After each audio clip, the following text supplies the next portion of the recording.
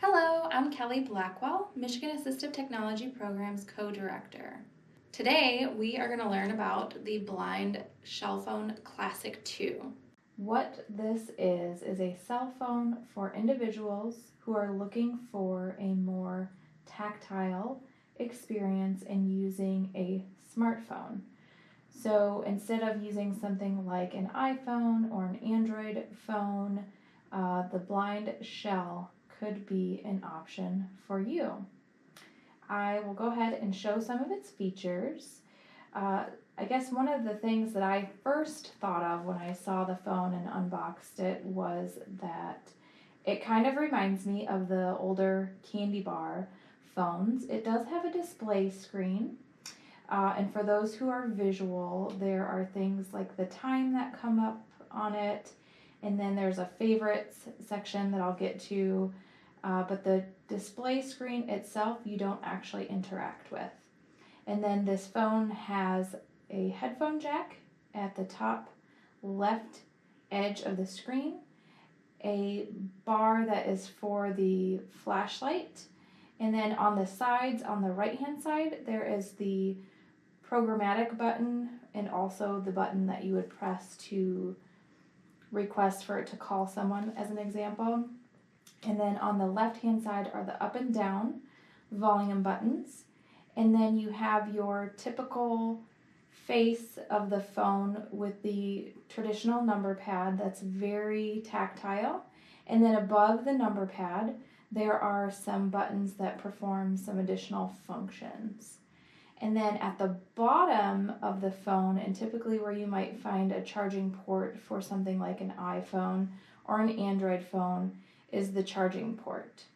You can use the charging cord that comes with it with the wall unit, or it also comes with a cradle.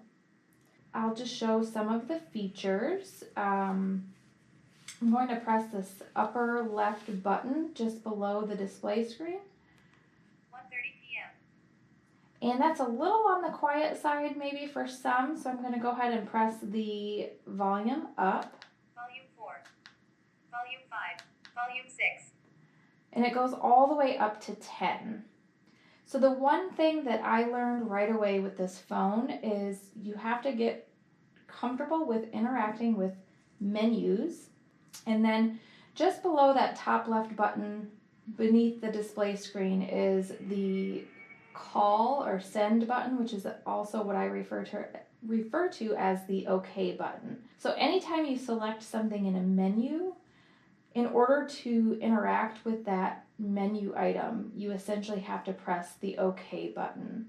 So I'll go ahead and demonstrate that now. Call 1 of 7. So now I'm in a menu where there are 7 items, and then above the traditional keypad, in the middle, there are these buttons that act as up and down arrows. Messages 2 of 7. Contacts 3 of 7. Applications 4 of 7. So if I wanted to go to applications, I would go back to this OK button. Internet browser 1 of 8. And now I'm in another menu. I'm going to get out of this, and let's say that I've gotten into several menus and I wanted to get back to the very beginning. I'm going to press and hold the slanted button on the right side, or this is the end call button as well, but it's going to take me back to the main screen. 1:32 p.m. And then if I press the programmatic button on the side to get to my favorites, I'll go ahead and show how that works. Flashlight 1 of 4. Flashlight is one of my favorite. Color indicator 2 of 4. That's color indicator, so if you needed to know the color of your clothing, things like that. Weather 3 of 4. Weather. Add favorite application And then 4 of there's this 4. add favorite application. So I'm going to go ahead and press OK. Alarm 1 of 26. Beepers 2 of 26. Book reader 3 of 26. Calculator 4 of 26. Let's say I wanted the calculator. Again, I'm going to go back to this OK button. Calculator has been added to favorites. Calculator 4 of 5. Now I have calculator added to my favorites. So again, I want to clear out the screen. I'm going to go over to that end call or that slanted button on the right, press and hold for 2 seconds. 1:33 p.m. And then I'm going to press that programmatic button on the right-hand edge of the phone. Flashlight, 1 of 5. And then I'm in my favorites again. And if I arrow through, Color indicator, 2 of weather, 3 of 5. Calculator, 4 of 5. and there's calculator that I just added. So folks, this is a tactile or touch style version of a smartphone. And I would say, as someone who is also visually impaired and is used to a touchscreen smartphone device, this may be best suited for individuals that haven't quite taken the dive into a smartphone.